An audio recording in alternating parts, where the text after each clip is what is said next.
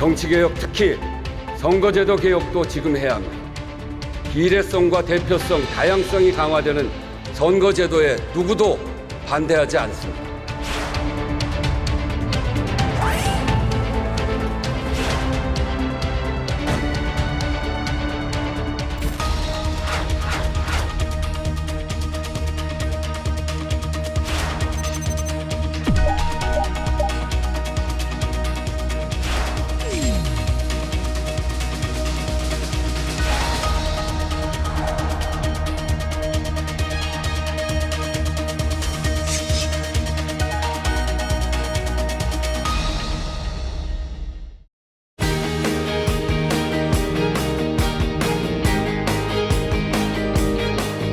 여러분 안녕하십니까? 정관용입니다. 오늘 정책토론에서는 2024년을 마무리하면서 기성세대와는 다른 관점으로 청년, 여성의 시선에서 정치개혁 과제에 대해 짚어보는 좀 특별한 시간을 준비했습니다. 지난 9월 22대 국회 개원식에서 우원식 국회의장은 선거제도 개편 등을 강조하며 양극 정치를 극복하기 위한 길로의 정치개혁 논의를 제안한 바 있죠. 하지만 거대 양당의 대립과 갈등이 반복되며 혼란한 정국이 계속되자 정치권 안팎에서는 지금이야말로 정치개혁이 필요한 때다, 이런 의견이 나오고 있는데요. 네, 2024년의 마지막 정책토론 시간, 여성 청년 정치인이 바라본 현 정치권의 문제점과 한계는 무엇인지, 정치개혁의 바람직한 방향, 그리고 청년 정치인의 역할까지 함께 토론해 보도록 하겠습니다. 토론할 분들 소개해드리죠. 먼저 더불어민주당의 정은혜 전 의원, 어서 오십시오. 반갑습니다. 정은혜입니다. 그리고 국민의힘의 백지원 전 상근 부대변인, 어서 오십시오. 안녕하십니까. 국민대변인 백지원입니다. 그리고 조국혁신당의 한가선 청년위원장, 어서 오십시오. 안녕하세요. 조국혁신당 청년위원장 한가선입니다. 반갑습니다. 그리고 기본소득당의 신지혜 최고위원, 어서 오십시오. 안녕하세요. 기본소득당 최고위원 신지혜입니다. 그리고 사회민주당의 임명희 부대표, 어서 오십시오. 안녕하십니까. 사회민주당 부대표 임명희입니다. 자, 오늘 연말을 맞아서 특별기획으로 우리 5 여성 정치인들, 젊은 정치인들께서 우리 정치의 근본적인 문제, 근본적인 해결책 이런 논의를 할 텐데, 작금의 정국이 워낙 엄중해서 말이죠. 헌정사에 등장하지 말아야 할 계엄, 또 탄핵, 이런 용어들이 매일처럼 숨가쁘게 지금 돌아가고 있는 현 정국을 어떤 시각으로 보고 계시는지부터 짧게 한 말씀씩 들어볼까요? 우리 정은혜 전 의원부터. 네, 어제가 성탄절이었습니다. 설레는 크리스마스 이브날에 빚으로 고통받던 40대 부부와 2 아이가 이 세상을 떠났습니다. 우리는 도대체 누구에게 이 책임을 물어야 할까요? 대한민국이 어지럽습니다. 탄핵이다, 계엄이다. 주가는 요동치고 환율은 오르고 있습니다. 누가 이 상황을 만든 것이고 누가 그들을 보호하지 못한 것입니까? 민주주의가 정착이 되고 나서도 대한민국은 퇴행과 진보를 발전하고 있습니다. 계속 반복되고 있습니다. 이러한 정치적인 혼란의 시기에 수습을 할 수 있는 것, 오히려 이 위기를 통해서 기회로 개헌과 함께 대한민국의 대수술, 큰 변화가 필요할 때라고 생각을 합니다. 네. 이제는 힘든 세상에 살아갈 수 있도록, 국민들이 잘 살아갈 수 있도록 정치권이 적극적으로 나서야 합니다. 민생 위주로 가야 하는데 지금 그렇지 못하다, 그 말씀. 백지원 대변인. 네, 현재 대한민국은 기형적인 입법 독주로 인해 삼권 분립의 헌정 질서가 위협받는 국가 존립의 위기에 직면했습니다. 정가 사범, 유엔 대북 제재를 위반한 불법 대북 자금 송금에 연루된 사람이 거대 야당의 대표이고 범죄자들이 면피를 위해 너도나도 국회의원직을 남용하는 상황이 되었습니다. 간첩행위와 여적행위를 저지른 국가보안법 위반한 전과자들이 국회의원이 되어 무소불위의 입법부로서 국민 위에 군림하고 있습니다. 윤석열 정부 2년 남짓의 시간 동안 이재명 독재체제의 여소야대 전국에서 그들은 국정마비를 목적으로 행정부, 사법부, 헌법기관까지 지금까지 총 28차례 탄핵을 시도하였고, 이에 더해 윤석열 정부가 한미일 공조를 강화하였다는 이유, 그리고 친북, 친중, 친러를 하지 않았다는 이유를 대통령 탄핵 소추안에 포함시켰습니다. 이제는 한덕수 대통령 권한대행까지 연일 겁박하고 있습니다. 국회는 모두를 탄핵하지만 국회의원을 탄핵할 방법은 없는 것입니다. 지금 대한민국 정치는 심각하게 병들어 있으며 무소불위의 입법 독재 하에 주요 헌법 기능이 마비될 지경이 되었습니다. 앞으로 우리가 개헌을 논하려면 여의도의 기득권이 말하는 입법 독재를 막기 위한 견제 방안을 반드시 포함시켜야 한다고 생각합니다. 네. 감사합니다. 역시 국민의힘 대변인답게 이게 야권에 대한 강한 비판부터 시작하셨는데 한가선 청년위원장도. 네. 미래의 역사책에 기록될 한 페이지, 그 서사의 끝을 향해 달려가고 있다고 생각합니다. 국가를 운영하는 세 가지 중심축이죠. 입법부, 행정부, 사법부가 분리되어서 균형 있게 잘 운영이 되어야 하는데 검찰 출신의 대통령이 자신과 가족의 비리를 덮기 위해, 무마시키기 위해 사법부를 사유화했고 여러 번 거부권을 이제 남용을 했죠.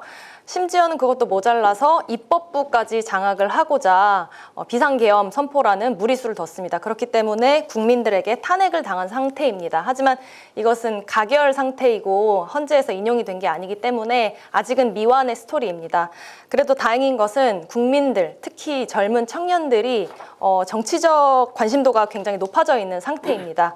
응원봉의 불빛이 꺼지지 않는 한 이런 불법 내란을 저지른 일당들을 직접 국민들의 손으로 끌어내리고 민주주의의 회복을 이룰 수 있을 것이라 생각합니다. 네, 또 신지혜 최고위원. 네, 12월 3일 밤 이후 대한민국은 유례없는 위기를 경험하고 있습니다. 비상계엄의 외피로 내란을 저지른 윤석열은 국회가 범죄자 소굴이 됐다는 말과 함께 국회를 봉쇄하고 국회의원을 체포하려 했습니다. 윤석열과 함께 내란을 공모한 전 국방부 장관 김용현은 정치 폐악질에 경종을 울리려 했다라는 말을 서슴없이 합니다. 내란의 밤이 일어나고 3주가 지났는데도 반성과 성찰은커녕 국회를 무시하고 국회를 적대하는 혐오의 정치가 이어지고 있는 것입니다. 내란범들과 이들을 지키려 하는 국민의 힘이 간과하는 것이 있습니다. 국회를 적대하고 의회를 마비시키려 할수록 22대 국회에서 거야 국회를 만든 국민을 적대하는 것이라는 점입니다. 수백만의 시민이 탄핵과 처벌을 요구하고 있는데도 민주주의보다 당의 이익을 우선하는 문제 역시 심각합니다. 내란의 밤부터 지금까지 의회를 뒤흔들려는 반헌법적이고 반민주적인 행태가 지금의 가장 큰 문제라고 봅니다. 네, 우리 임명희 부대표도 한 말씀. 네, 2016년 촛불이 2024년 응원봉으로 바뀌고 민중가요의 세대교체도 이루었습니다. 남태령으로 달려가 밤을 새우고 전태일 의료센터 후원 사이트가 마비되고 국민들의 정치에 대한 참여와 관심이 달라지고 있습니다. 우리 정치도 성찰과 반성을 담은 정치개혁을 빠르게 추진해 나가야 합니다. 8년 전 촛불 이후 개혁 과제를 제대로 완수했다면 윤석열 정권 등장하지 못했을 것입니다. 촛불 혁명의 실패를 반복하지 않기 위해 위대한 시민혁명의 완수를 위해 국민의 뜻이 반영되는 사회 대개혁을 논의할 적기입니다. 이 시기를 놓치지 말고 오늘 이 자리에서 앞으로 우리가 어떻게 개혁을 만들어 가야 할지 좀 개혁적인 그리고 국민의 뜻을 담은 민의를 네. 많이 나눴으면 좋겠습니다. 역시 엄중한 시국이다 보니까 여야 간의 견해 차이도 극명합니다. 이게 반헌법적 내란이냐 국회의 입법 독재가 문제의 핵심이었느냐 그런 시각 차이를 좀 보여주셨고 한 치 앞을 지금 내다보기 어려운 그런 상황입니다. 내일 당장 어떤 일이 벌어질지 이거 가늠하기 좀 어려운 그런 상황인데 오늘은 아무튼 그런 현안은 조금 접어두고요. 근본적인 정치개혁 과제에 대한 얘기를 나눠보겠습니다. 여기 길게는 한 10여 년 이상 정치권에 계신 분도 계시고 어떤 분은 금년에 이제 정치권에 새로 들어오신 분도 계시고 그래도 아무튼 가까이 와서 보니까 여러분들이 머릿속으로 그리던 정치와 뭐가 제일 다르던가요? 뭐가 제일 큰 문제로 본인에게 느껴졌습니까? 누구라도 좋습니다. 말문을 좀 열어보시죠. 네, 제가 먼저 네. 말씀을 드리면은요, 현 정치권의 문제는 사실상 민의대로 구성된 국회가 아니다라는 점이라고 저는 봤습니다. 지역구 국회의원이 254명인데요. 그중에 비례대표 의원은 46명밖에 되지 않는 이 지금의 선거제도가 민의를 담은 국회가 아닌 거대 양당에 집중된 국회를 만들었다고 생각합니다. 실질적인 양당제라고 하더라도 민생을 잘 챙긴다면 걱정하는 국민은 없었을 텐데요. 그런데 헌법기관으로서의 책무보다 때마다 당론에 좌지우지되는 결정들을 하고 있으니 국민의 분노가 커지는 것이라고 보고요. 국민들이 선출해줬어도 국민의 뜻을 거스르는 당론을 따르는 것은 결국 정당의 공천을 받아야 당선되는 이 현실 때문이라고 생각하는데 이 거대 양당의 의석이 더 집중될수록 이런 현상이 좀 심각해질 것이라고 보기 때문에 민의를 따르는 국회로 선거제도가 개편될 필요가 있다고 봅니다. 다른 분들은 어떻게 보세요? 특히 거대 양당에서는 어떻게 보세요? 저런 지적에 대해서. 사실 지금 민의를 말씀을 하셨는데 윤석열 대통령을 지지하고 있는 30%의 국민들의 민심도 우리가 담아내는 것이 정치입니다. 지금 양당 독점 체제가 아니라 저는 다당제의 병폐가 조금 더 많다고 생각을 합니다. 다당제의 병폐. 네, 선거 때마다 나타나는 위성정당 그리고 이합집산하는 이익집단들이 결국에 한국에서의 정당의 의미를 좀 퇴색시킨 면이 있다라고 지적을 드리고 싶고요. 사실 여러 가지 정당들이 있지만 가치나 지향하는 이념에 대해서는 큰 차이가 없는 어떻게 보면 인물 중심의 사업체가 아니냐라는 비판들도 많은 것은 사실입니다. 하지만 양당제가 아니라 우리나라는 다당제를 보장하고 있음에도 불구하고 이 양당 구도를 깨지 못하는 것은 저는 또한 소수 정당이 경쟁력이 없기 때문이라고 생각을 합니다. 일석도 확보하기 어려운 상황에 결국에는 거대 정당과 야합을 해서 비례 진입을 하는 방법밖에 없었는데요.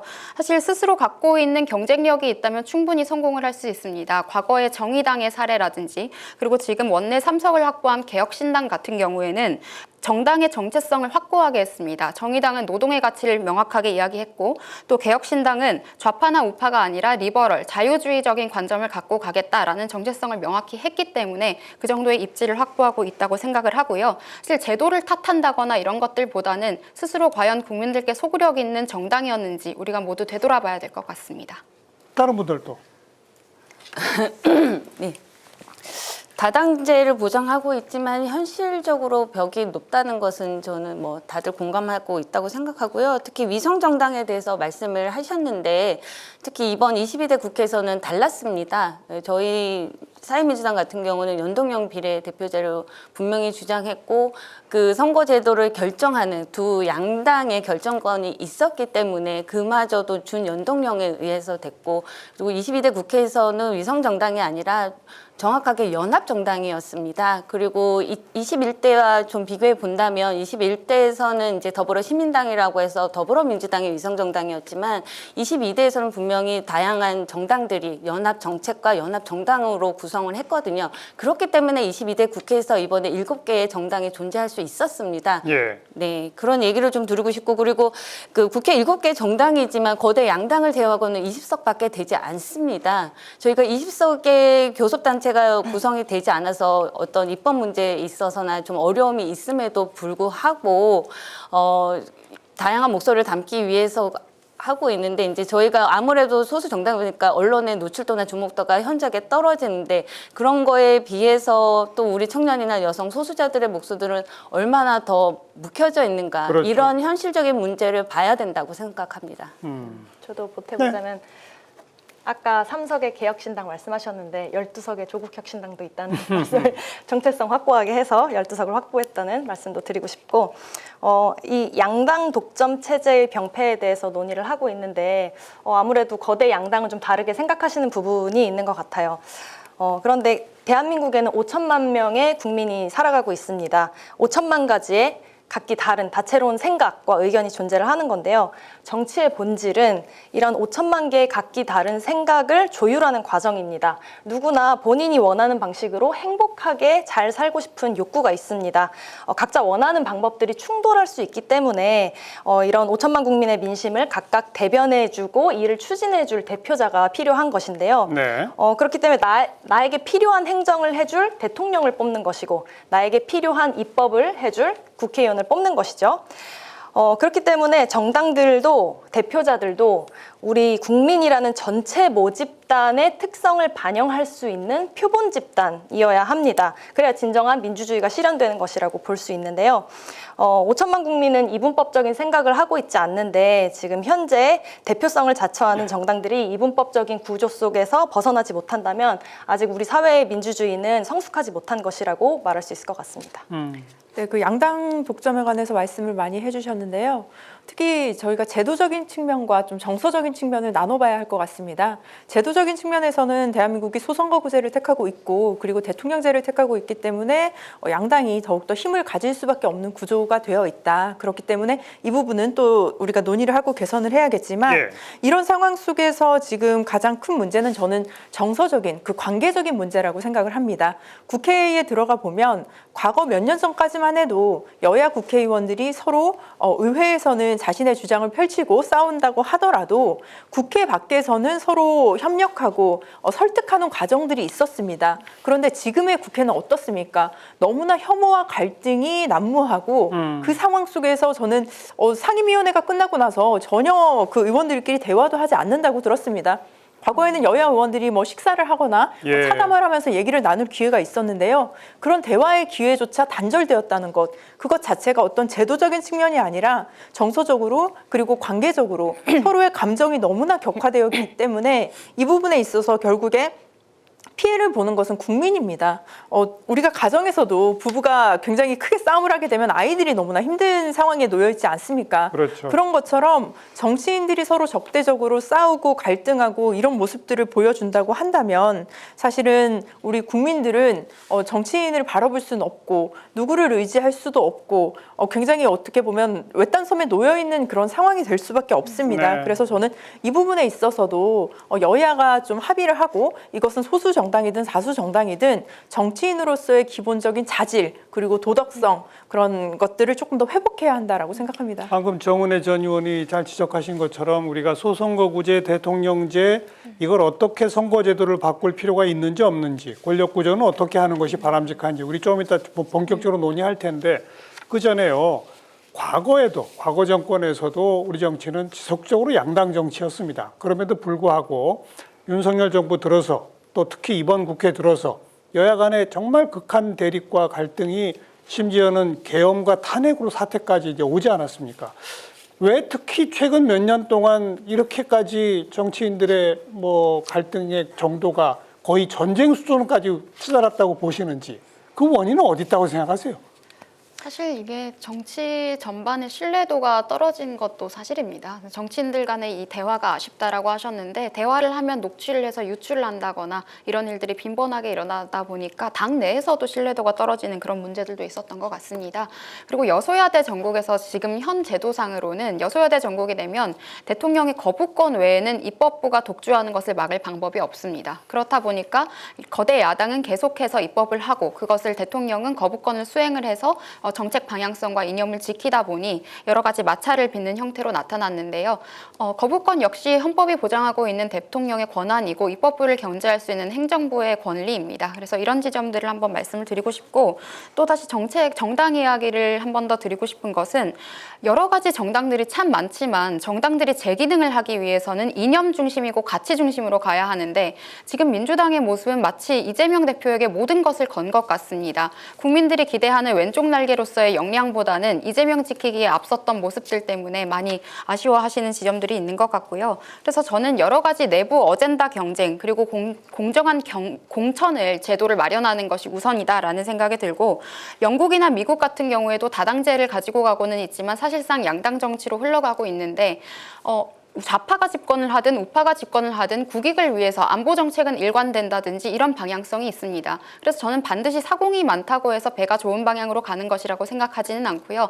배가 좋은 방향으로 나아가려면 왼쪽 날개와 오른쪽 날개가 모두 튼튼해야겠다라는 말씀드리겠습니다. 또 다른 분들 그리고 뭐 사실 우리 정치만이 아니라 전 세계 정치가 요즘 좀 양극화돼 가고 있어요. SNS의 범람 이런 것 때문에 국민 전체도 또 양극화돼 가고 있는 전 세계적 현상이긴 합니다만 특히 우리나라가 지금 이렇게 뭐 계엄과 탄핵까지 뭐 치닫게 된 그런 것들도 옆에서 보시면서 어땠는지요? 네, 국민의힘에서 지금 이념과 가치에 따라서 정당이 움직여야 된다라는 이야기하면서 윤석열을 포함해서 국민의힘이 30%의 민심도 고려해야 된다라는 이야기를 해서 사실은 굉장히 충격적인데요. 이 내란이라는 엄청난 사태를 경험하고도 대다수 국민이 지지하는 윤석열 탄핵에 당론으로 표결조차 하지 않는 국민의힘의 모습을 보면서 정말 많은 국민들이 실망했고 그래서 국민의힘 해산까지 지금 요구하고 있는 사실을 기억하셔야 된다라는 이야기를 드리고 싶습니다. 지지자만 바라보는 정치 하지 마라. 이것이 윤석열 정부 임기 내내 국민들이 요구했었던 바이고요. 구구 유튜브 말만 듣지 마라라는 것도 똑같이 해왔었던 이야기라는 점을 다시 한번 상기시켜드리고 싶습니다. 우리 정은혜 전 의원 한번 얘기해 보시죠. 지금 네. 역시 또 팽팽한 공방만 오가서 말이죠.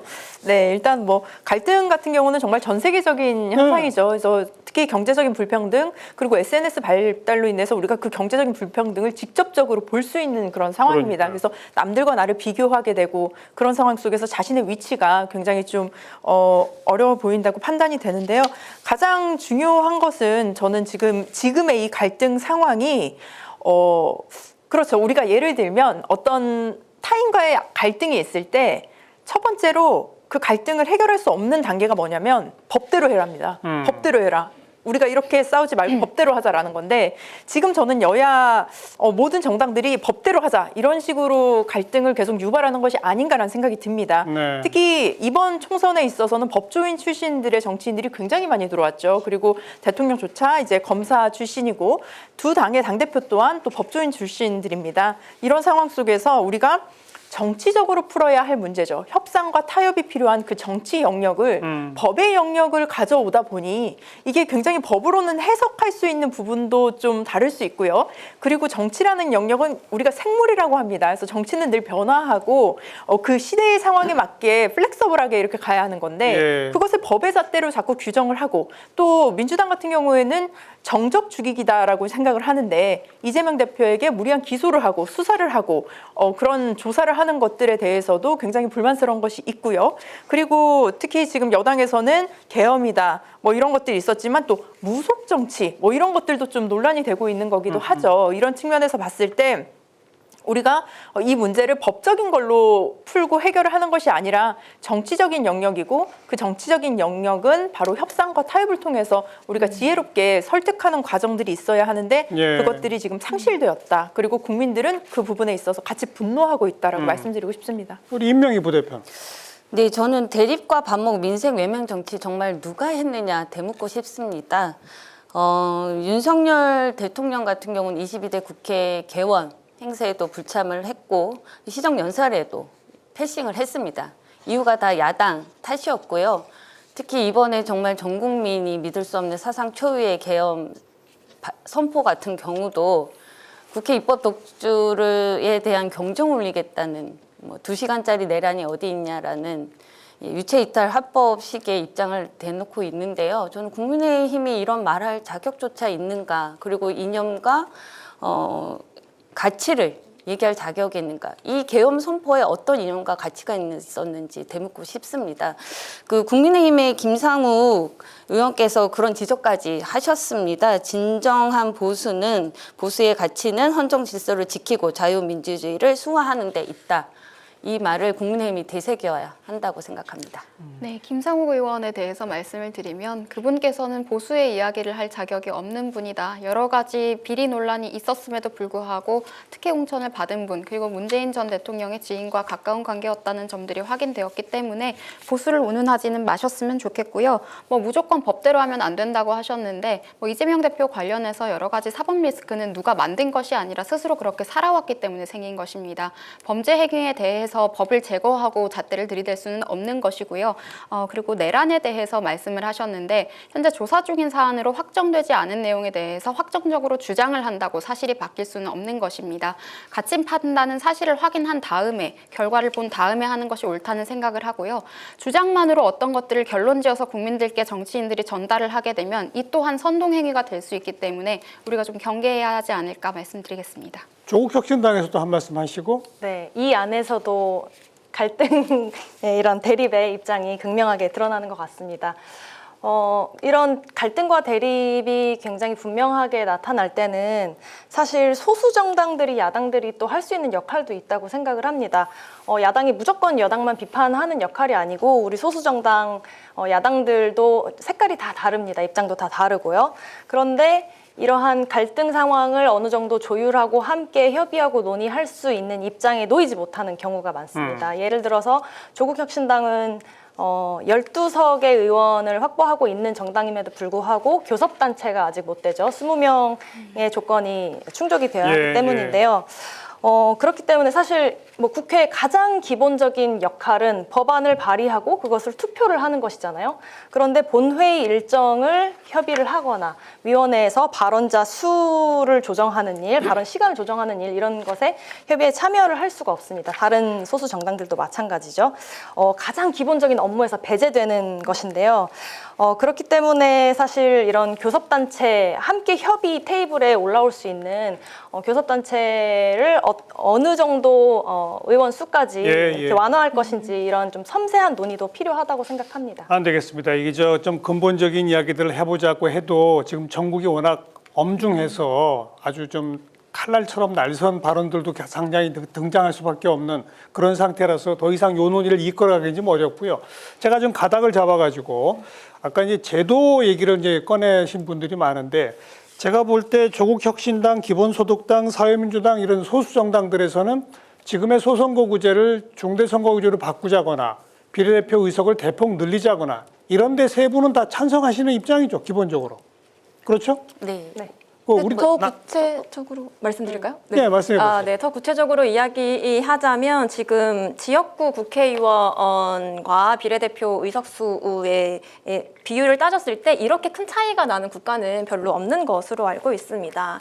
이 당론으로 국민의 뜻을 거스르는 이런 것들이 반복되지 않기 위해서는 현실적으로 비례대표 의석과 지역구 의석의 비중이 1대2 정도 되도록 비례대표 의석을 좀 대폭적으로 늘리는 방향이 민의를 따르는 국회가 되지 않을까라고 저희는 생각하고 있습니다. 그러니까 비례대표 확대 아니면 뭐 중대선거구제 도입 뭐 이런 등등을 이제 소수정당에서는 항상 주장해 오셨는데 지금 더불어민주당하고 국민의힘은 어떤 입장입니까? 우리 더불어민주당부터. 네, 그 더불어민주당에서도 소선거구제에 대한 문제점을 많이 지적을 하고 있습니다. 특히 우리가 all or nothing이라는 얘기를 많이 하죠. 그래서 정말 승자가 독식하는 구조가 되기 때문에 나머지 모든 그 표들이 다 사표가 될 수밖에 없고 민심을 정확하게 반영할 수 없다라는 측면에서 대통령제에 우리가 개헌에 있어서도 뭐 결선 투표제라든지 이런 얘기까지 나오고 있는 상황이죠. 그래서 특히 소선거구제를 중대선거구제로 바꾸고 근데 그 상황에서 이제 디테일한 부분들은 조금 더 논의가 필요하다고 저는 생각을 합니다. 그리고 비례대표를 확대하는 것도 저도 굉장히 좀 동의를 하는데요. 특히 대한민국의 인구상 그리고 특히 뭐 독일의 경우와 굉장히 좀 비슷하다고 하는데 그래서 지금의 비례대표보다 거의 2~3배 정도는 또 늘려야지만이 우리가 또 국민의 민의를 대표할 수 있다라고 생각을 합니다.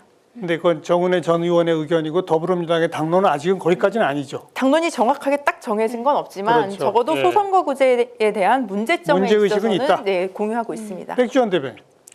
네, 저희도 당론이 정해진 것은 아니지만 제가 청년 정치인으로서 보면서 느꼈던 말을 말씀드리면 모든 것을 제도 탓만 하게 된다면 그것으로 아무것도 나아질 수는 없다고 생각을 합니다. 가장 먼저 저는 당선되지 못한 후보들을 한번 돌아봐야 된다라는 생각을 하는데 실제로 이제 거대 양당이라고 하셨는데 소위 각 당의 양지의 낙하산 공천이다라는 논란이 있을 정도로 특혜 공천을 받고도 낙선한 인물들이 있습니다. 뭐 국민의힘에서는 김혜란 전 대변인이 있고 민주당의 안기령 후보 같은 분들이 여성이라는 점에서 우대를 받고 양지 지역구의 전략 공천을 받았음에도 불구하고 낙선을 하는 결과들이 있었는데요. 저는 이런 결과들은 어떠한 제도 때문이 아니라 스스로 경쟁력을 확보하지 못했음이라는 생각이 좀 듭니다. 실제로 그런 사례들이 사실 굉장히 많습니다. 저는 그래서 이걸 개선하려면 정당 내의 공천 과정을 좀 더 투명성 있게 한다든지 아니면 공정한 제도, 경쟁의 제도를 보장하는 것이 가장 핵심이라고 생각을 하는데요. 그렇지 않고서는 지금 여의도 기득권 안에서는 친분이라든지 지인에 의한 공천이라든지 이런 식으로 이루어지는 것들이 사실 많은 비판을 받고 있습니다. 또 승자 독식이라는 룰은 사실 정치의 본질로서 존중받아야 된다고 저는 생각을 하는데요. 그렇게 해야 변화가 만들어질 수 있다고 생각을 하고 어떠한 경쟁이 이루어졌을 때 승자와 패자를 만들지 않는 게 중요한 것이 아니라 옳은 방향으로 변화를 만들어가는 그 방향성이 더 중요하다고 생각합니다. 백지원 부대변인은 그러니까 소선거구제나 이런 제도를 손댈 필요는 없다 이렇게 보신다. 네, 일단은 공천제도나 이런 부분들에 있어서 다른 노력을 먼저 해볼 필요가 있다고 생각합니다. 근데 사실 지난 바로 직전 총선에서 국민의힘이 수도권에서 얻은 득표율보다 의석 비율은 푹 떨어지거든요. 그게 소선거구제 때문이긴 한데 그렇다 하더라도 아직은 그 제도 탓이 아니다라고 보신다. 네, 지금 비례대표를 무조건 늘리자는 것이 민의는 아닌 것 같습니다. 실제로 보십니다. 국민들이 비례대표에 대해서 인식이 많이 좋지 않으시기 때문에 다른 분들 한두 분 얘기 좀 듣고 또 정리합시다. 네, 저희 소수 정당들에게는 솔직하게 말씀드리면 소선군제냐 중대 선거군제냐 이렇게 논의가 크게 의미가 없습니다. 현 정치 구조에서 지역 정치를 위해 지역구 선거는 필요하고요. 또 없앨 수 없다고 봅니다. 하지만 이제 중대 선거구제처럼 광범위해지면 이 지역 책임성이 줄어들 뿐만 아니라 거대 양당의 인지도 높은 정치인에게 유리합니다. 그래서 저희는 비례대표성이 강화될 수 있는 연동형 비례대표제에 더불어서 비례의석수가 늘어야 된다고 확대. 생각하고요. 그리고 이미 헌법재판소에서는 지역구와 비례대표 2대1의 비율이 적당하다라고 이미 결과를 내린 적이 있습니다. 이제 국회가 이 헌법재판소의 판결을 존중해서 이대로 가는 것이 더 중요하다고 봅니다. 비례의석 확대는 찬반이 분명합니다. 네. 뭐 조국혁신당의 입장도 크게 다르지 않죠. 당연히 비례대표를 늘려야 한다. 그리고 중대 선거구제를 확대해야 한다라는 입장인데요. 그런데 그 논의를 하기에 앞서 저는 드리고 싶은 말씀이 아까 사회자님께서 말씀하신 최근에 정치 영역에 들어온 사람이 저이기 때문에 제 주변에는 정치에 관심이 없거나 잘 모르는 친구들이 훨씬 많습니다.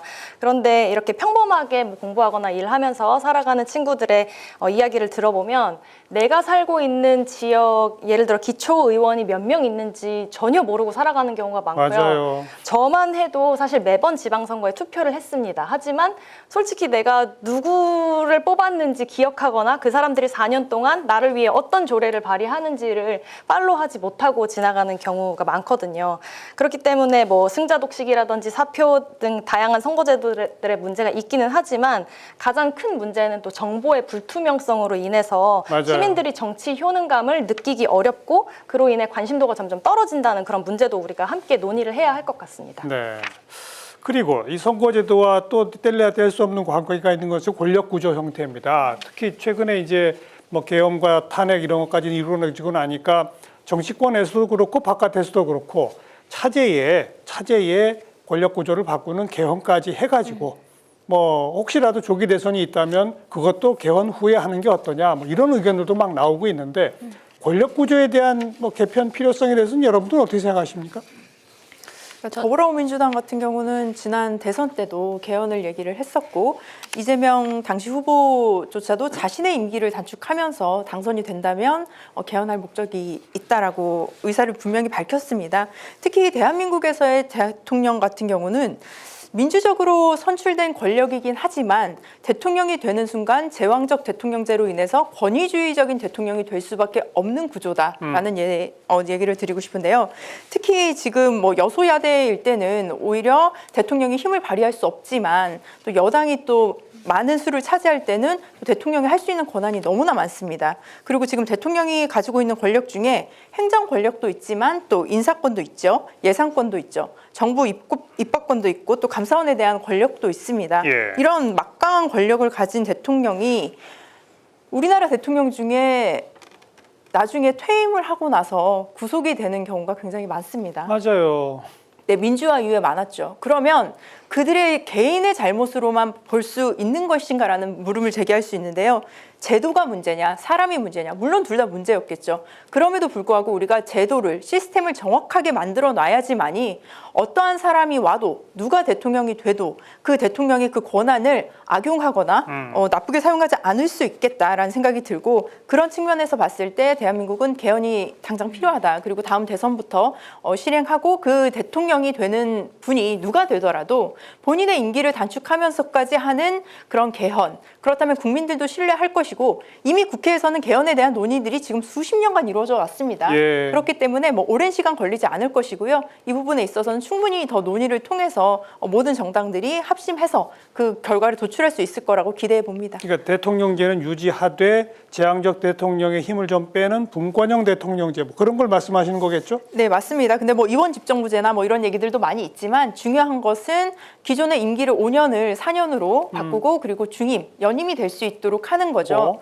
네, 그렇기 때문에 연임이 됐을 때에 그 후보가 또 대통령이 느낄 수 있는 책임감 그리고 예. 정책의 연속성이 이어질 수 있고 그 부분에 있어서 함께 진행되어야 할 것이 대통령이 사실은 입법권과 예산권을 모두 다 발휘할 수 있는 대통령제 국가는 잘 없습니다. 그런 측면 또 그리고 감사원 같은 경우도 어느 정도의 그런 권력 구조의 전반적인 개편이 필요해서 네. 우리가 미국에서 대통령제가 탄생됐을 때 체크 체크 앤 밸런스라고 하죠. 견제와 균형이 이루어져야 하기 때문에 그 부분에 있어서 조금 더 우리가 이승만 정부가 탄생되면서 내각제와 그런 대통령제의 그런 약간 좀 믹싱된 형태가 되었는데 그 부분에 있어서의 그런 개선이 저는 87년 체제 이후에 지금 2024년 이제 25년에 반드시 변화되어야 된다고 생각합니다. 다른 분들은? 윤석열 대통령은 이제 임기 초부터 개헌을 목적으로 탄핵으로 협박하는 세력, 그리고 탄핵을 목적으로 개헌 카드로 협박하는 세력 사이에서 많이 힘든 시기를 보내지 않았나라는 생각이 듭니다. 사실 제왕적 대통령제라고 하기에는 정말 거리가 먼 여소야대 정국을 임기 내내 보냈었는데요. 사실 우리가 지난 대통령들의 임기를 되돌아봤을 때 박근혜 대통령이 탄핵되었었던 그때도 여소야대였던 것을 확인할 수 있습니다. 그래서 지금 우리나라 헌법구조화에서는 여소야대가 되어버리면 대통령의 권한이 상당 부분 제한이 됩니다. 뭐 예산권이나 이런 것들도 말씀을 하셨지만 실제로 그 예산안을 국회에서 통과시켜주지 않으면 정책의 집행에 있어서 굉장히 어려움이 있는 것도 맞고요. 또 저는 현행 대통령 5년 단임제가 레임덕을 필연적으로 찾아오게 만드는 측면이 있다라는 생각을 합니다. 그렇게 되면 임기가 중후반이 될 때부터 공무원들 조직들이 좀 비협조적으로 변한다든지 또는 정부 초기에도 윤석열 대통령처럼 정치 기반이 없는 경우에 공무원 조직을 통솔을 하기에 조금 다소 어려움이 있을 수 있다라는 점을 좀 지적드리고 싶고, 사실 지금 한국 권력 구조는 입법부에 비대한 권한이 쏠려 있는 기형적인 구조라고 저는 보고 있었습니다. 입법부는 모두를 탄핵할 수 있지만 입법부를 탄핵할 수 있는 방법은 없기 때문인데요. 가령 다른 나라에는 입법부에 대한 견제책으로 행정부 수장이나 총리 등에 대해서 의회 해상권 같은 것들을 부여하고 있습니다. 예. 그래서 저는 앞으로 개헌 논의를 할 때 입법부에 대한 견제책도 반드시 함께 논의해야 된다고 근데 생각합니다. 방금 말씀하신 것처럼 단임제는 좀 문제가 있다. 그러니까 4년 중임제 같은 거는 찬성하실 수 있다는 얘기죠? 만약에 대통령제를 개편을 해야 된다면 4년 중임제가 조금 더 적절해 보입니다. 동시에 의회 해상권 같은 것도 부여할 필요가 있다. 네, 의회 해상권은 꼭 있어야 대통령의 권한을 좀 축소시키는 그런 조치는 필요 없다고 보시나요? 네, 그런 부분은 지금 크게 손댈 것이 없고 그래요? 실제로 레임덕이 오면 권한을 알겠어요. 사용하기가 다른 분. 힘들어지기 때문에. 네, 대한민국의 민주적 정당성을 확보하고 있는 헌법기관은 대통령과 국회입니다. 지금은 이제 대통령이 제대로 기능을 할 수 없고 해서도 안 되는 상태라고 보고요. 이걸 이제 대통령제의 한계로 그 권한을 축소하는 것으로만 해야 되는 것이냐에 대해서는 뭐 약간의 고민돼야 되는 부분도 있긴 하지만 한 가지 좀 제안하고 싶은 건 대통령의 권한 중에 반드시 축소해야 한다면 저는 계엄 선포를 할 수 없도록 해야 된다라는 비상계엄 선포권을 없애야 한다는 생각이고요. 그리고 반드시 국회 동의를 받아야 한다. 최근에 많은 이제 계엄법들이 발의가 되었지만 그 중에 국회 동의를 받을 수 있도록 하는 계엄법들이 발의가 되어 있는 상황이기도 합니다. 그리고 이제 대통령을 견제할 수 있는 기능이 입법부인 국회인데요. 입법부의 권한이 사실상 대통령에 비해서 굉장히 많이 축소되어 있습니다. 약합니다. 그러니까 예산 같은 경우는 저희가 지금 경제 상황이 굉장히 어려워서 추경을 요청하고 있지만 정부가 예산 증액안을 내놓지 않으면 추경을 할 수가 없습니다. 예산 삭감 정도만 할 수 있는 상황이고요. 그런 부분도 좀 수정이 돼야 되고요. 그다음에 국정감사 1년에 한 번 하지 않습니까? 저는 상설 국정감사가 가능해야 된다고 생각합니다. 그런 국회의 입법 권한이 더 대통령의 권한, 막대한 권한을 견제하는 기능으로 가야 한다고 생각합니다. 또 다른 분들 뭐 권력 구조에 대해서. 네, 저는 우선 이 점부터 좀 바로 잡고 싶은데요. 여소야대였기 때문에 박근혜가 탄핵당한 것이 아니라 국정농단을 했기 때문에 헌법재판소가 파면 결정을 한 것이고요. 윤석열 정부 내에 22대 국회의원 선거가 있었는데 그 역시 국민의 선택이었다. 그렇기 때문에 피해자인 척하면 안 된다라는 이야기들을 분명히 짚고 넘어가겠습니다. 그리고 헌법을 오독하고 자기 멋대로 해석하는 대통령과 정부가 이 사달을 만든 것이 라는 점을 지적하고 싶은데요. 이 갈등 속에서도 끊임없이 타협하면서 길을 내는 정치가 아닌 상대를 짓밟아서라도 하고 싶은 대로 하겠다는 무도하고 편협한 시각이 지금 이 수많은 갈등들을 일으킨 것이라고 생각을 합니다. 지금 국민들은 대통령 한 사람이 국민이 피와 땀으로 일궈낸 민주주의를 길바닥에 내팽개치듯 퇴행시키는 것을 경험하면서 이제 수많은 국민들이 결선 투표제에 대한 필요성을 공감하실 것이라고 생각하고요. 예. 그리고 거기에 더해서 저는 이 시국에 속에 광장에서 펼쳐지고 있는 국민의 요구를 실현할 수 있는 직접민주주의 정치의 장을 만드는 일이 굉장히 좀 중요하다고 생각합니다. 국민의힘 윤상현 의원이 윤석열 탄핵 수추안 반대를 주장하면서 국민은 1년 지나면 다 잊는다, 이렇게 국민을 폄훼하고 비하하는 발언을 했는데요. 이런 국민들을 좀 대의할 자격이 없는 사람들에 대해서는 국회의원 국민 소환을 할 수 있는 그런 제도 도입 역시도 개헌 논의에서 필요하다고 생각합니다. 조국혁신당의 입장도 비슷합니다. 예. 4년 중임제 도입이 필요하다고 생각을 하고요. 결선 투표제 또한 필요하다고 찬성을 하는 입장입니다. 그런데 사실 우리가 뭐 진보 보수 망라하여 다 이쯤 해서 개헌이 필요하다라는 것에 공감대가 쌓여가고 있는 것 같은데요. 근데 우리가 2024년, 2025년에 개헌을 논의할 때는 사실 이전과 같이 좀 고위직에 있는 전문가들끼리만 하는 것이 아니라 국민이 전 사회적 대화를 통해서 우리가 참여하는 방식이어야 한다고 생각을 합니다.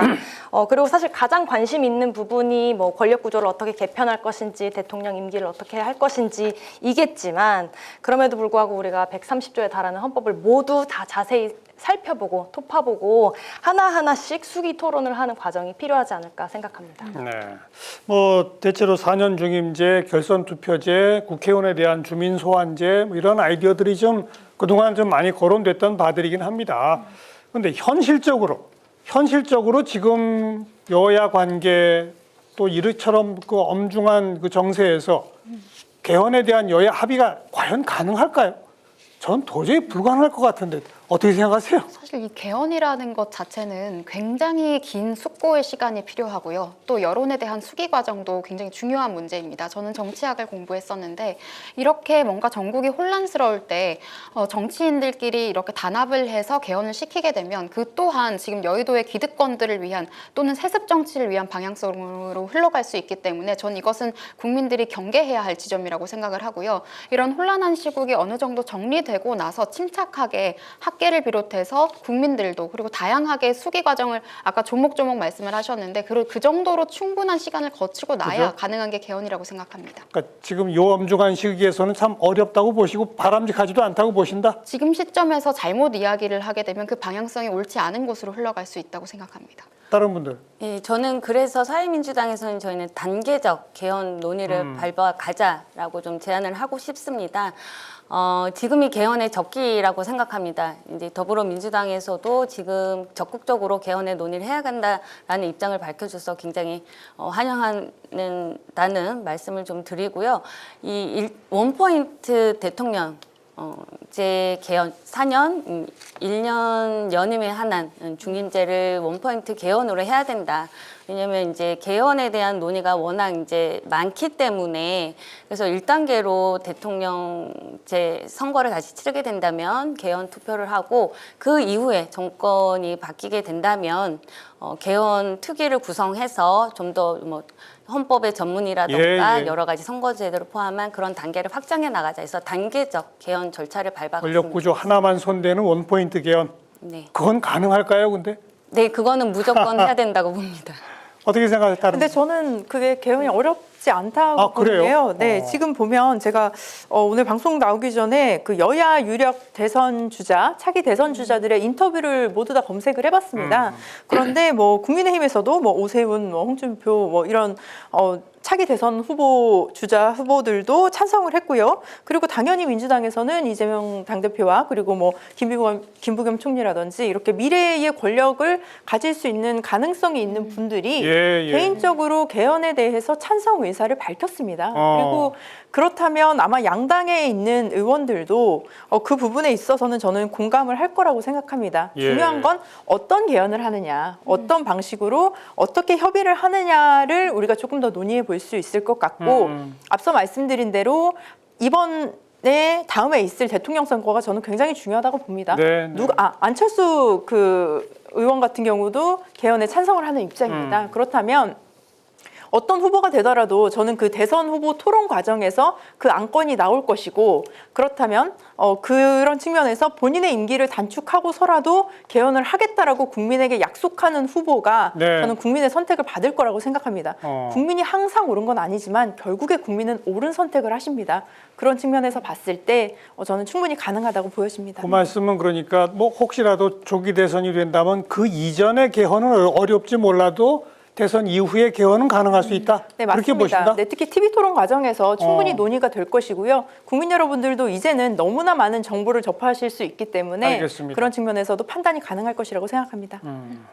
또 개헌 시기와 관련해서 질문을 한다면 지금은 윤석열이 내란과 관련된 정확하게 수사를 받고 엄정한 처벌을 받는 그 모든 일들이 이뤄진 다음에 국민들과 수기하고 토론하면서 개헌에 대한 논의를 하는 것이 시기상으로 더 맞다고 생각합니다. 네, 뭐 현실적으로 제가 보기에는 지금 이 이른바 뭐 내란 혐의 수사 진행 여부, 뭐 특검 도입 여부, 그다음 헌법재판관 임명 및 헌법재판소에서의 탄핵 심판 진행 과정 여부, 이게 아주 굉장히 혼란스럽기 때문에 이것만 조금 가닥이 만약 잡히면 급격한 속도로 개헌 논의가 전개될 수도 있다.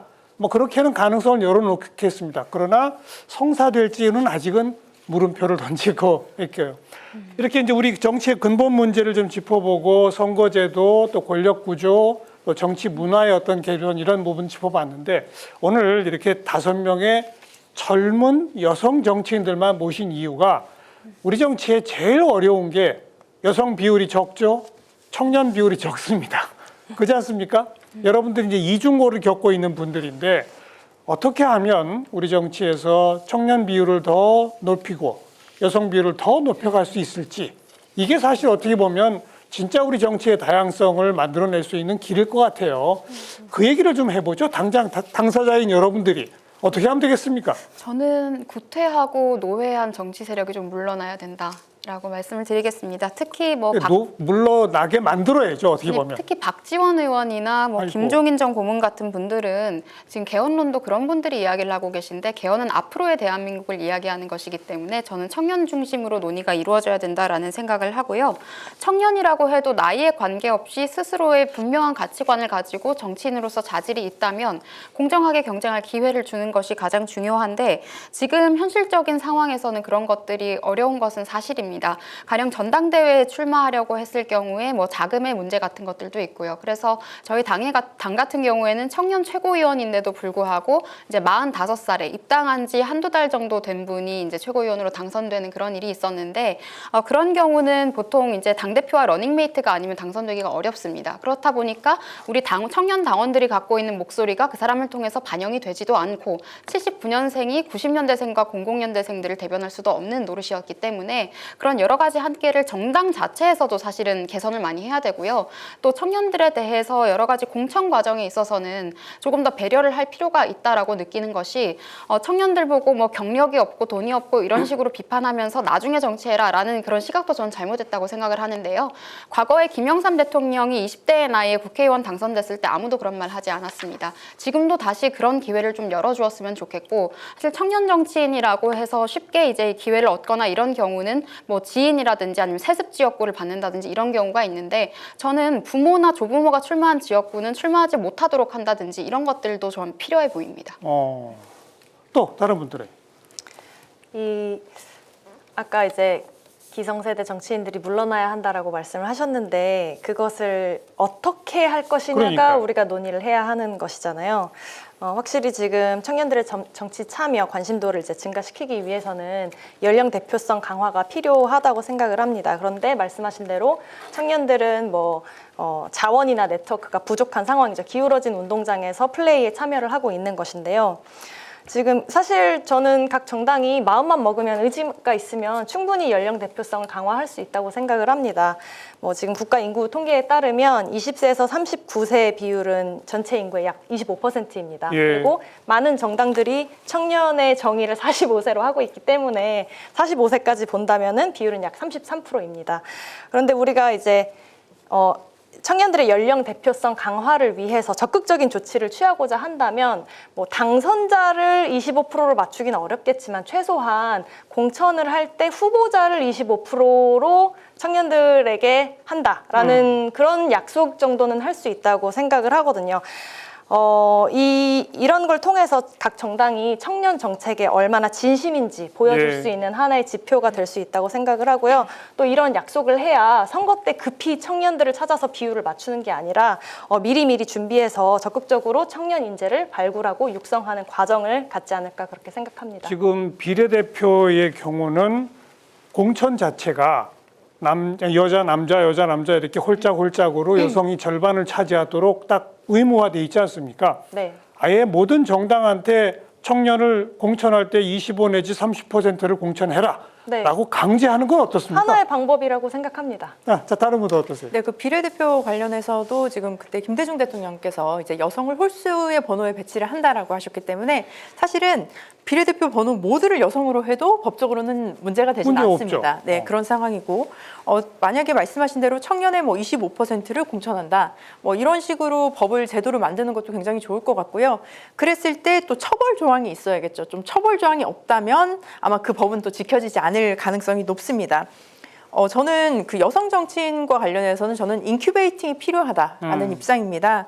지금의 대한민국의 여성 국회의원 수도 20% 정도가 되고요. 그리고 중요한 것은 광역자치단체장에서 대한민국 역사상 여성이 당선된 적이 한 번도 없습니다. 없죠. 그렇다면 그 문제는 사실 공천에 볼 수 있는데요. 예를 들어서 광주에 민주당이 여성이 공천이 되고 부산에 국민의힘 여성이 공천이 된다면 사실 당선이 됐겠죠. 하지만 그 공천 과정에서부터 여성이 될 수 없는 구조가 있었다라는 것입니다. 그래서 그렇게 여성들이 진출할 수 있는 지금 제한적인 이런 상황 속에서 저는 좀 두 가지 정도를 제시를 하고 싶은데요. 특히 프랑스 같은 경우는 한 성이 60%를 넘지 않는 그런 조항이 있습니다. 그래서 이거는 뭐 어떤 성이라든 어떤 남성이든 여성이든 간에 어떠한 한 성이 독점하는 구조를 만들어서는 안 된다라는 거죠. 만약에 그 60%가 넘었을 때는 말씀드린 대로 처벌 조항이 있어야 합니다. 벌금을 낸다든지 그런 식의 제도적인 노력이 필요하고 예. 특히 아까 백지원 대변인님께서 공천을 얘기를 사실 하셨어요. 다른 여성 후보들이 공천을 받았다라고 말씀을 하셨지만 저는 조금 더 근본적으로 보고 싶습니다. 2030 여성이 전략 공천을 받거나 영입 인재가 아니면 경선에서 그 지역에서 이기는 것은 굉장히 어렵습니다. 경선에서 그렇죠. 네, 영입 인재나 전략 공천이 아닌 경우에는 경선에서 어떤 당이라도 좀 이기기 어려운 구조가 되어 있습니다. 그 이면에는 사실 경선은 돈과 조직과 그런 어떤 인지도가 있어야겠죠. 근데 맞아요. 그 부분에서 여성이 좀 불리한 면이 있고 이런 측면에서 저는 무조건 여성을 배려해달라는 것은 아닙니다. 적어도 지금의 여성 국회의원 수가 전 세계 OECD 평균보다 미치지 않기 때문에 특히 선진국보다도 너무나 적은 수기 때문에 초기에는 우리가 인큐베이팅을 해서 여성 정치인을 성장하고 초선 재선이 되고 그 이후에는 본인의 역량으로 성장할 수 있는 구조를 만들어야 한다라는 입장입니다. 네, 또 다른 분들. 먼저 할당제 이야기가 나와서요. 이 할당제는 적극적인 시정 조치로 시행하는 것인데 현재 여성 후보 공천에 대해서도 지역구 후보의 30%는 여성 후보를 공천해야 된다라고 권장하는 법률이 있습니다. 그럼에도 불구하고 여전히 이 비율이 지켜지지 않고 있는데 실질적으로 비례대표제를 확대하는 것이 여성과 청년 정치를 더 확대하는 방안이라는 점을 말씀드리고 싶고요. 그리고 일상에서부터 청년이 정치에 참여하고 관심을 두는 것이 당연하고 익숙해야 더 많은 청년 정치인이 등장할 수 있다고 저는 생각하는데 예. 그랬을 때 청년에게 가장 필요한 것은 시간이라고 생각합니다. 생계를 위해서 일하다 보면 정치를 살펴볼 여유가 없기 때문에 공정하고서도 또 정의로운 소득 분배 정책인 기본소득의 실현이 청년 정치를 더 활발히 높일 수 있는 장기적인 대안이라고 보는 것도 있습니다. 그런데 저는 한국이 이제 유교 사회의 영향 때문에 연공서열제가 있다 보니까 청년에 대한 배려는 필요하지만 성별에 대해서 김대중 시대의 잣대를 들이대는 것은 조금 다르다. 지금 이제 2030 청년들이 원하는 것은 성별에 관계없이 공정하게 경쟁하고자 함입니다. 그런 부분을 말씀드리고 싶고, 사실 페미니스트들의 많은 지탄을 받았던 트럼프 대통령 같은 경우만 해도 이번에 비서실장부터 국토안보부 장관, 법무부 장관 모두 여성으로 기용을 했습니다. 그리고 특히 젊은 여성들에게 중책을 맡기기도 했었는데요. 이런 지점에 있어서 오히려 성별에 대한 것들은 벗어 던지는 경우에 조금 더 많은 기회가 열릴 수도 있겠다라는 말씀을 드리고 싶고, 저는 우리나라가 청년 정치인을 보는 그런 인식이나 시선이 조금 바뀌었으면 좋겠습니다. 정치는 그 자체로 직업이고 전문적인 영역인데요. 우리나라에서는 아직도 정치가 특혜라거나 어떤 것들을 하고 나서 얻는 상처럼 생각하는 경우가 많기 때문에 트로피 정치화가 되었습니다. 근데 저는 이게 전문직으로서 사회적으로 인정을 하고 청년 정치인들에 대해서도 직업적으로 존중을 하는 그런 시선들도 앞으로 자리 잡혀야 된다고 생각합니다. 네. 네, 많은 얘기들을 해주셔서 조금 보충하는 얘기를 조금 드리면요. 그 비례대표제가 강화된다고 말씀하셨는데, 저는 지방선거에서 특히 시, 군구, 기초의원 단위에서는 완전 비례대표제가 시행되는 것이 청년과 여성 정치인에게 기회를 많이 열어주는 길이다라고 좀 제안을 드리고 싶고요. 그다음에 여성 할당제 같은 경우나 청년 할당제 같은 경우는 각 당마다 공천에 이제 규정이 있지만 한 30% 할당제들을 제가 대부분 하는 것으로 알고 있습니다. 근데 실제로 제가 이제 2022년 강원도 지방자치단체장 선거를 나갔을 때 유일했습니다. 여성 후보로서 18개 시군군 중에서. 그 정도로 이렇게 법률에서도 권고하고 있곤 하지만 정당들이 이것을 지키지 않는다는 점이 있습니다. 그래서 이것을 이제 처벌 조항보다는 저는 인센티브를 주는 이 할당제를 지켰을 때 각 정당에게 혜택을 주는 그런 인센티브 제도가 좀 필요하다고 생각을 두고요. 그다음에 청년 정치에 대해서 좀 한마디 더 좀 말씀을 드리면, 청년 정치인들이 가장 지금 분노하고 힘든 건 청년을 그냥 정치 파리로 청년 파리로 취급한다는, 소모된다는 점에서 가장 많이 분노하고 있습니다. 예를 들어서 그 개혁신당 이준석 의원이 광장에 2030 여성이 많은 이유가 치안이 안전해서라고 발언을 해서 좀 논란이 있었습니다. 이것은 광장 민심을 굉장히 폄훼하고 남녀 모두를 모욕한 언사라고 좀 보고요. 이건 이준석 의원이야말로 이제 기성 정치인으로서 정말 청년들을 이용한 발언이라고 생각하거든요. 그러니까 남녀노소 나이 불문 어떤 정치적 경력을 떠나서 정치인들이 청년을 어떻게 바라보는가, 이 시각부터가 많이 개선이 되어야 된다고 생각합니다. 저도 여성과 관련해서는 그런 할당이나 이런 공정한 기회 이런 말씀하셔가지고 한 번 더 말씀드리고 싶은데요.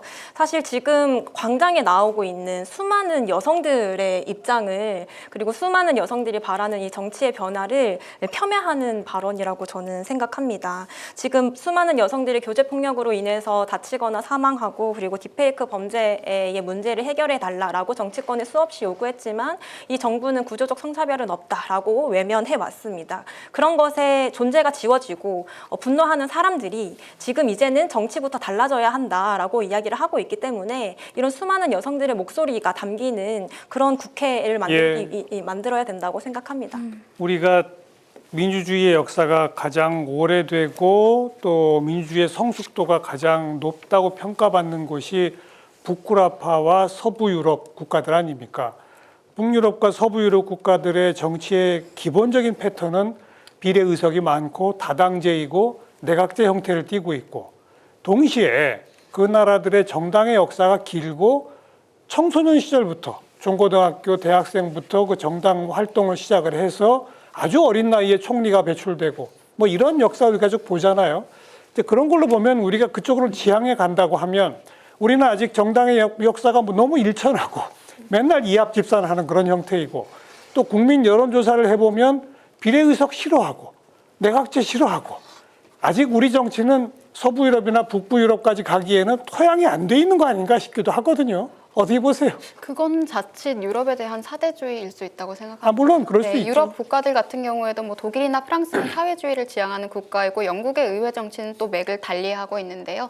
저는 내각제는 지금 우리나라에 전혀 맞지 않는 방향성이라고 생각을 합니다. 그렇게 될 경우에 제가 앞서 지적한 세습 정치인이라든지 지금까지 여의도의 기득권으로 군림하고 있는 그런 세력들이 앞으로 종신 집권을 하게 될 수도 있는 것입니다. 그렇게 되면 국민들의 민의가 담기기 더더욱 어려워지고 유능한 신인들이 발굴되기가 더 어려워질 수 있다라고 말씀드리고 싶고요. 백 부배님, 제가 말씀드린 건 그런 측면이 아니고 우리가 지금 청년의 정치 참여를 얘기할 때 그런 유럽의 사례 같은 것을 보듯이 정당 활동을 아주 일찍부터 시작을 해서 자연스럽게 정치인으로 커가는, 이제 우리가 그런 토양이 아직 없다, 우리나라는. 그 점을 지적한 거거든요. 네, 사실 이탈리아 멜로니 총리 같은 경우에도 평생 지금 정치인으로서 20대 때 이제 국회에 입성을 해서 장관, 당대표, 지금은 총리까지 하고 있는데요. 지금 결국에 그것이 가능했던 것은 정치라는 이 직업에 대한, 직업으로서의 정치에 대한 사회적 인식이 자리 잡혀 있기 때문입니다. 그렇죠. 그래서 그런 점에 있어서는 개선을 해야 되는 것은 저는 맞다고 항상 말씀을 드리는데요. 지금 한국 정치의 가장 큰 문제는 정치의 트로피화라고 생각을 합니다. 어떠한 일을 하고 나서 상 받듯이 국회의원으로 그러니까요. 하는 그런 풍토는 좀 개선되어야겠다 말씀드리겠습니다.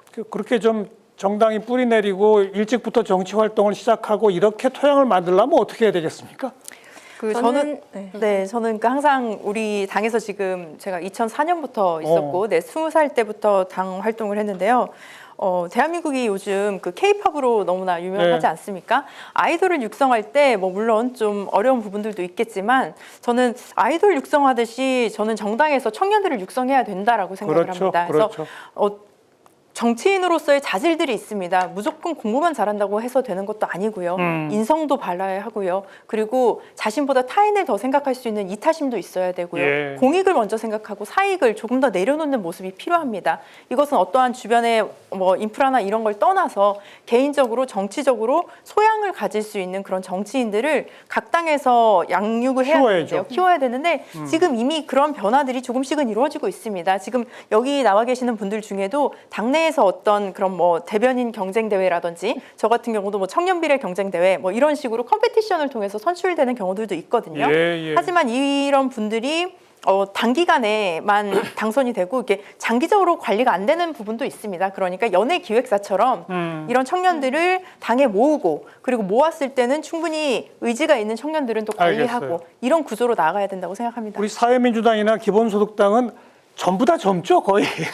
저희는 젊은 당직자들이 굉장히 많은데요. 다른 정당에도 많은 청년들이 당직으로 자신의 실력을 키우고 있을 겁니다. 그런데 선거 시기만 되면 이 화제성에 더 집중을 하다 보니까 다양한 영역에서 유명한 청년을 영입하는 이벤트처럼 하는 것이 좀 아쉬운 지점이라고 보고요. 장기적인 관점에서 청년의 당원들 그리고 당직자들을 잘 교육하고 양성하는 것이 좀 필요하다고 봅니다. 저는 조금 프레임을 전환하고 싶은데요. 정말 청년 정치인 인재가 없는가, 부족한가, 기성 정치인은 그러면 청년 정치인보다 훨씬 더 훌륭한가? 라는 질문을 좀 던지고 싶고요. 그런 면에 있어서 저희 촛불광장에 많은 청년 친구들이 이번에 발언을 했습니다. 그런 발언들을 보면 솔직히 저희 정치권에서 많이 반성을 하게 되는데요. 그런 청년들의 목소리를 담을 수 있는 공간을 만드는 것이 중요하고요. 또 실제 뭐 학교에서 저는 이제 정치적 중립을 강요하는 것에 대해서 굉장히 좀 반대하고 학교에서부터 노동이나 정치적인 문제를 교육이 필요하다고 생각하는 입장인데 이게 공적 시스템에서 교육이 이루어지지 않다 보니까 많은 정당들에서 정치학교나 시민사회 단체에서 그런 시민 정치학교를 운영하기도 합니다. 하지만 이제 그런 부분을 떠나서 좀 상징적인 조치가 있다면 청년들을 정말 청년 정치를 위해서 우리가 뭘 하겠다라면 정치권에서 저는 제일 먼저 대통령 후보 선거 연령 제한부터 하향을 먼저 다 같이 좀 이뤘으면 만 좋겠습니다. 40대로 돼 있는데 낙수장애가 많죠. 네, 그거 어떤 그런 상징적인 조치도 필요하다고 봅니다. 네, 우리 한가선. 네. 일단 정치라는 것을 한 전문 영역으로 보고 어렸을 때부터 차근차근 쌓아갈 수 있도록 트레이닝 시스템을 마련해야 한다라는 것은 전반적으로 다들 공감하시는 것 같아요.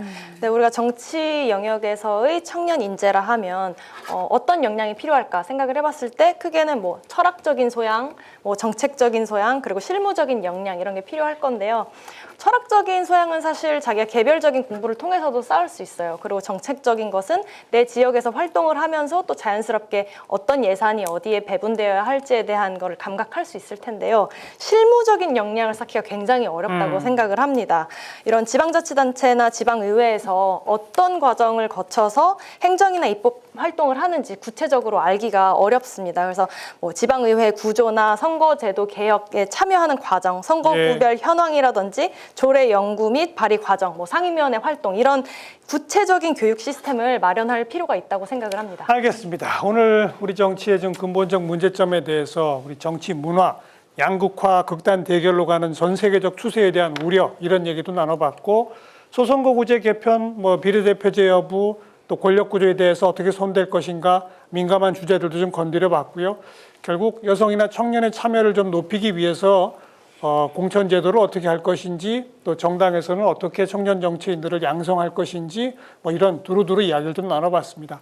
시간 관계상 오늘 이제 마무리를 지어야 되겠는데 마지막 발언에는 내가 꿈꾸는 어떤 미래 정치의 청사진이 있다면 어떤 모습인지 임명희 부대표부터 1분 이내로 한 30초 정도씩 짧게 한 말씀씩 하시죠. 네. 네, 박근혜 전 대통령의 국정농단, 그다음 윤석열 대통령의 12.3 내란 사태, 이들은 보수라고도 할 수가 없습니다. 헌법 질서를 무너뜨리고 민주주의의 근간을 흔드는 이런 수구 정권이 다시 반복해서 탄생하지 않는 나라를 만들어야 합니다. 그런 정치 개혁을 이루기 위해서 사회민주당도 최선을 다하겠습니다.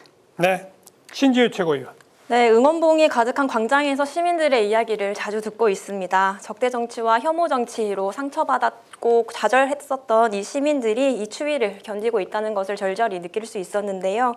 내 존재가 부정당하지 않고 온전하게 존중받으면서 다른 이들을 짓밟거나 착취하지 않고 서로 돌보면서 평등하게 살아가는 미래를 꿈꾸는 국민들과 그리고 기본소득 당이 가장 나답게 살아가는 세상을 위해서 함께 노력하겠다. 그리고 이 내란을 막아주셔서 너무나 감사하다는 말씀 드리고 싶습니다.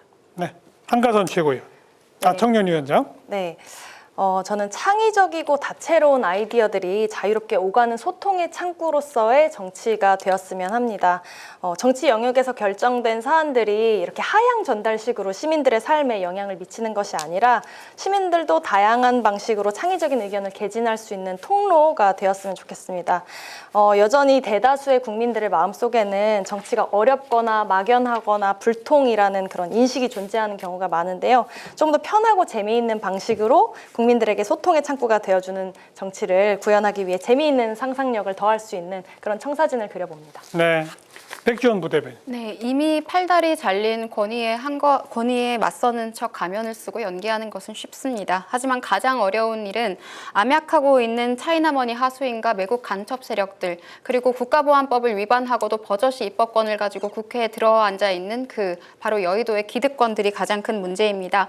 혼란의 시기이지만 국민 여러분들께서 가짜뉴스에 대해서도 경각심을 가지고 잘 판단해 주시리라고 생각을 하고요.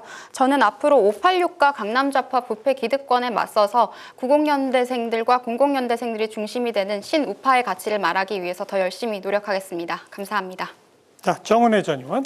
네, 저에게는 7살 딸이 있습니다. 내년에 초등학교 입학을 하는데요. 내년에 초등학교 입학하는 학생이 전교에 47명이라고 합니다. 깜짝 놀랐습니다. 아이고.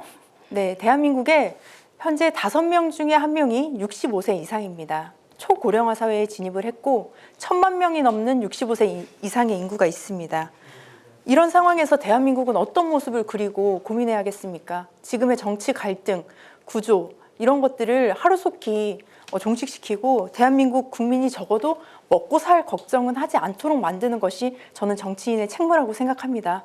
국민 여러분들께서는 정말 독수리와 같은 눈으로 정치인들 감시하시고요. 그리고 지금 여기 나와 있는 또 청년 여성 정치인들, 미래 세대의 정치인들 앞으로 꿈을 그려나가면서 우리가 살아갈 그 세상을 우리가 주체적으로 만들어 나가야 된다고 생각합니다. 감사합니다. 네. 우리 시청자분들 계엄 탄핵이 엄중한 시국에 무슨 지금 선거제도 권력구조 얘기냐 무슨 한가한 얘기냐 이렇게 반응하실 분도 계십니다만 어찌 보면 오늘 이 자리에서 우리가 논의한 연말 기획으로 우리가 논의한 이 숙제들을 그동안 풀지 않았기 때문에 풀지 못했기 때문에 어쩌면 오늘날 우리 정치가 이 모양일 수도 있습니다. 근본적인 문제도 함께 생각하는 그런 시간들이 좀 됐으면 좋겠습니다. 5분 늦은 시간까지 수고하셨습니다. 고맙습니다. 감사합니다. 네, 다음 시간 또 뵙겠습니다. 안녕히 계십시오.